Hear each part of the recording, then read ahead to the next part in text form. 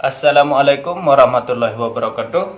Jumpa lagi dengan saya, Ustadz Nggak Jelas. Di video kali ini saya ingin mengajarkan salah seorang murid saya tentang nikmat ya. Assalamualaikum warahmatullahi wabarakatuh. Waalaikumsalam warahmatullahi wabarakatuh. Pak Ustaz, lagi baca apa ini Pak Ustaz? Ini saya lagi baca sedikit tentang nikmat ya. Jadi apa itu Pak Ustaz? langsung saja saya akan kasih jelaskan sama kamu tentang beberapa nikmat yang harus kita syukuri.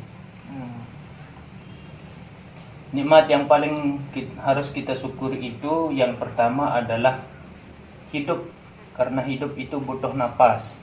Orang yang tidak bernapas itu tidak hidup. Iya betul Pak Ustaz, betul sekali. Jadi napas itu adalah udara, dan udara itu adalah sama halnya seperti kentut. Iya. Dan kentut itu kamu tahu baunya sangat-sangat menyengat. Iya. Jadi suatu saat nanti jika kamu sedang duduk bersama teman-teman kamu, Iya. walaupun mereka sedang kentut, Iya Pak Ustaz. jangan sekali-kali kamu marahi dia.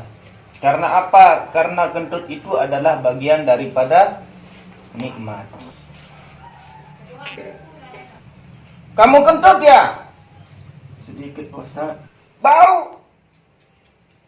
Kan tadi Pak Ustaz sendiri yang menjelaskan kalau kentut itu adalah sebagian dari nikmat yang diberikan ya. Iya, tapi saya itu hanya sekedar mengajarkan. Kalau untuk praktiknya nanti saja di luar. Sama teman-teman. Iya, Kalau sama Pak Ustaz nggak boleh? nggak boleh. Oh ya maaf lah Pak Ustaz, ceplosan tadi ini. Ya sudah, nggak apa-apa. Besok jangan diulangi lagi. Iya Pak Ustaz ya.